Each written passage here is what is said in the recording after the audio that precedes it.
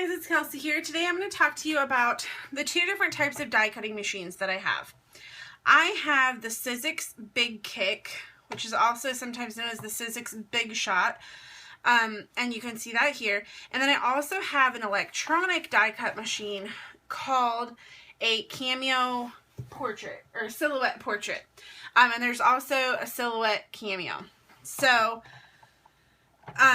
they're two very different systems at two very different price points overall. So I just thought I would kind of talk to you, and maybe if you're in the market for a new die cut machine, tell you kind of like the pros and cons that I see, and which one I prefer. So I'll just move this out of the way real quick and show you guys the difference in like the types of die cuts. So this, for instance, this says "You Color My Life Beautiful." This is something that I downloaded off the internet. I think it was from Wilhelm Furstenberg. I think this was actually free, but you can find die cuts for the portrait or the cameo on all sorts of websites. A lot of times they're freebies. A lot of times you can make things into die cuts. Studio Calico in particular, they have a lot of die cuts for sale every month with their kits, and they also have them in their class kits a lot of times, just as kind of like an added bonus, which is honestly part of the reason why I got a Silhouette in the first place, was because I felt like I signed up for Studio Calico classes and I got these free die cuts and I liked them, but I could not work with them. So I felt like this was kind of an investment in what I've already invested in, if that makes sense. And yeah, that's totally just a way that I made it up in my head to justify getting a Silhouette. But anyway, that's the kind of die cut that you can get. You can tell it's very intricate and just very pretty and elegant, and I just really love it. So then I'll show you a couple of examples of die cuts that I happen to have here on my desk. Okay, so like these feathers came in a set, and these die cuts came in a set, and it actually says "Thanks You," because that way you could write it as thanks, or you could cut off the S and have it say "Thank You." And then these are craft dies from Studio Calico. They're attacher tabs, so you can attach things into your mini albums. So as you can see, these are made out of metal, and you run them through your Big Shot, and they are a lot more expensive in general. I think the cheapest metal die that I've ever seen was like, I don't know, probably like $8 to $12, but typically they run between like $15 and $25 depending on how many pieces you get in a set and how intricate they are and where you're buying them. So these kind of dies in general are much more costly, and these dies are usually much cheaper. Just because they're digital, so there's no shipping involved either. You just download it to your computer. So ironically, they both have storage issues. This one, you have to have enough storage on your computer and in your Silhouette library. Obviously, this usually isn't a problem, but if you do have an older computer or your husband's not as crazy about computers as mine is, you might run into storage issues trying to store all your die cut files. For these, obviously, they take up physical room in your craft space, and sometimes they can be hard to figure out how to store them. I actually have a die cut storage box that I purchased at Hobby Lobby. Michael's also has an empty case, and then you can go to Hobby Lobby and get magnetic refills for it, and it's actually a little bit cheaper that way depending on coupons and sales. And it's got these magnetic sheets, and you can put these on the magnetic sheets and it stores them in a little box, so that way there's less chance of them falling out or getting lost wherever else you might store them in your craft room. The machines themselves are actually about the same size. The Big Shot or the Big Kick like I have is a little bit more unwieldy just because of that handle. So that kind of sticks out and can make it a little bit more difficult to store. But the Silhouette, on the other hand, you have to have some desk space for it, and you have to have it plugged into both your computer and a wall outlet. So that, I mean, I don't know about you guys, but I feel like my house is overrun with cords. If not appliances, then chargers, the TV, 3 different types of game systems or Blu-ray players or whatnot. And in my craft room, it's no different. I've got a heat gun, I've got my computer, a fan, lights. It's just insane how many plugs that we use in our house. So plugging in another cord is always kind of an issue, and it's something to think about if you're on limited space or plugins like we are. My Cameo actually sits on my husband's desk. And I'm sorry, I keep calling it a Cameo. Mine is actually a silhouette portrait. And that brings me to the price difference. My portrait was a little bit over $100, and my big kick was about $50. Now, I got my big kick on sale at Michael's. It was like clearanced out. I happened to find a really good deal. It was $50, but normally they're between $80 and $100. And some places let you use coupons and some places don't, so that can be an issue too. So if you're getting the portrait, it's about the same cost either way. With the portrait, a lot of times you have to have it shipped to your house because you can usually find the best deal online instead of in a physical store. So there are shipping taxes on that. And on the big kick, you're going to be paying taxes probably. So shipping versus taxes. Anyway, but the portrait, which I have, only cuts 8x11 paper. Obviously, as you know, most scrapbooking is 12x12 layouts. So if you want to cut an entire page, like a border on your page, you cannot do that with the silhouette or with the portrait. What I have done is if I want to have a full page cut out, I will do an 8.5x11 style layout, or I will use my portrait to cut out things for like a 3x4 layout or a 3x4 pocket in a Project Life spread.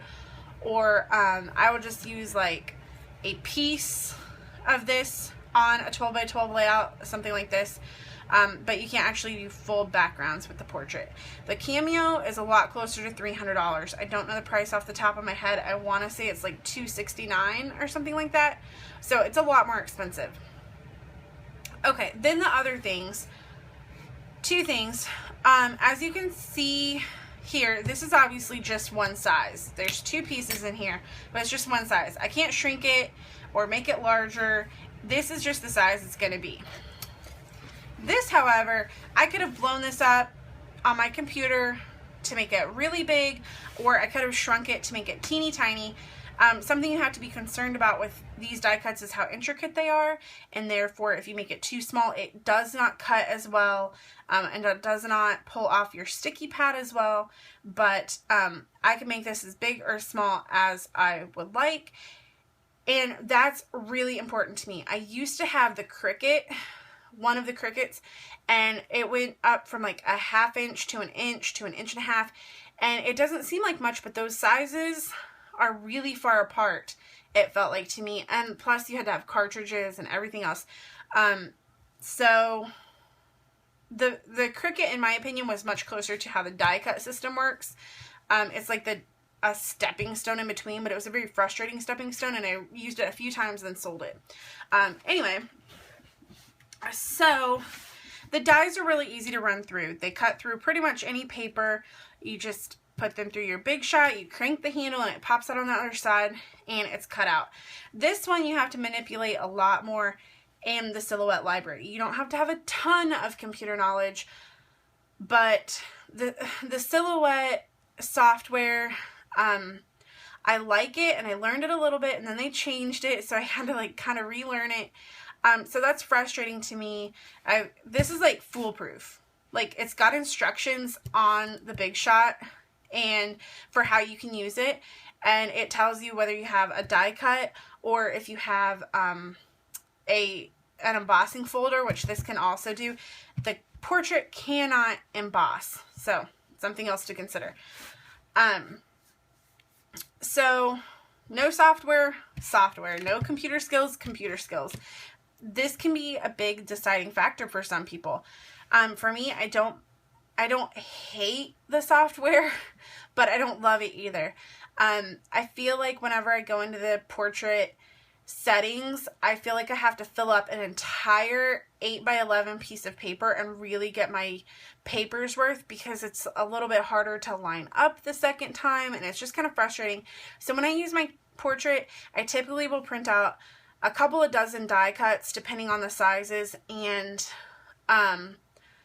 I will play around with it and play with the sizes and move it around and put more images here and there.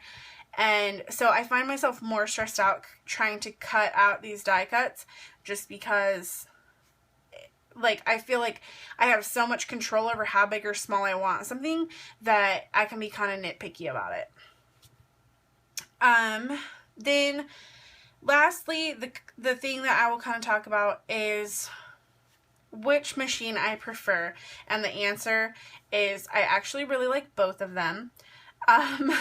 For one, if I have the die, I can just automatically cut it out. It's not a big deal. I just take my paper, find my die, run it through my machine. Simple, quick, easy. This, like I said, I spend more time fussing around with it in the software, but that's like a me thing. That's a personal thing. You might not be like that, but I definitely am. So that's something to consider. But the reason why I go back and forth is because something like this craft die, from Studio Calico, that just cuts out this simple attacher, that's all I really need. Like, honestly, they have a digital version of this, but I can just run this through any paper. I don't have to worry about lining anything up on a sticky mat. I don't have to worry about turning the computer on. I can just get this out, get a piece of paper out, and run it through. And for me, that is so much faster. So for things like that, or even the thank you script, I really love having the die cuts.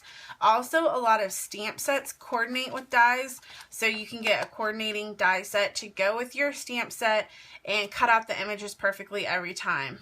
So, and as far as I know, I've never seen a stamp set that coordinates with a digital die cut.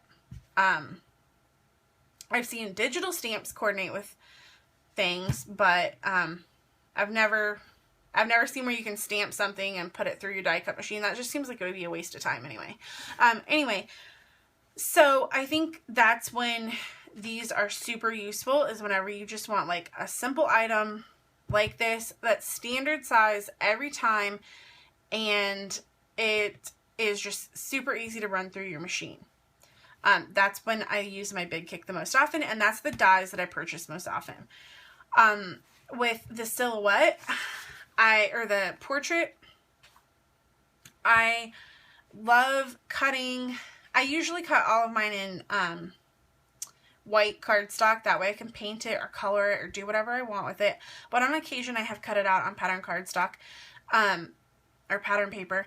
But I really love these because obviously I personally could not handwrite this. I could not make it.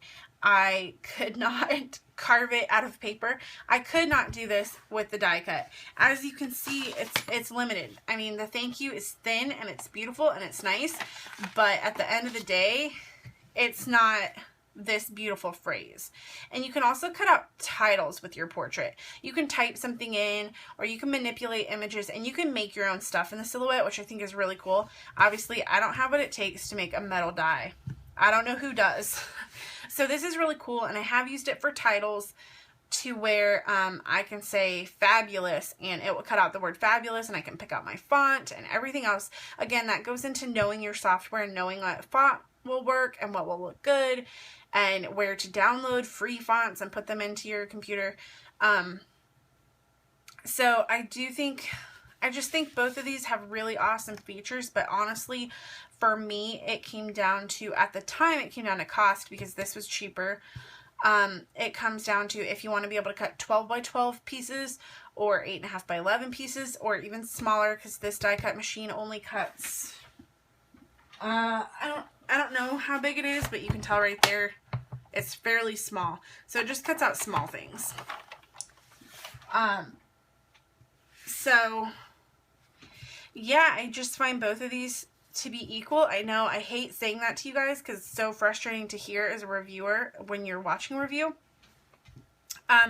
But really depending on what you want to do with it. The main reason I got the silhouette in the first place, not only because I had free die cuts in classes, but also because I wanted to create titles. I think thickers are really beautiful, but the chipboard ones that I like the most don't stick very well, and that really frustrates me. And then it's hard to find letters. If you run out of E's on your first title, then you're just out of E's, and that's really frustrating. And it's also hard to get the titles lined up straight. So it is really nice to do it on the silhouette, but again, I'm just so nitpicky about doing an entire layout at a time that I have like just tons of these die cuts just sitting in my stash, and then I don't use them, or they get bent or fall out, or I decide I don't like them 8 months later. Anyway, so these are both excellent die cut machines. I would just really look at it and see what do you want out of your machine.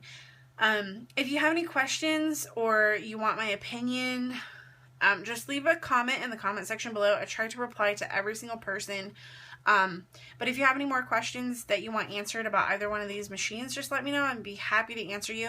And if you have any other questions as far as like advice goes, of like which machine would I prefer in this situation or that situation, I would be happy to help you out and just give you my opinion. Or if you're just looking for a nudge in the right direction, as far as enabling goes, I will be happy to enable you. So I love both of my die cut machines. My Big Shot was in the closet for quite a while, and I finally dug it back out, and it's going to get a more prominent space in my craft room because I definitely want to use it more. So yeah, that's pretty much it. So if you have any questions, like I said, just let me know. And if you like this video, please be sure to hit that thumbs up button and subscribe to the channel to see more content soon. Thanks so much for watching, everyone, and I will see you again soon, and have a great day.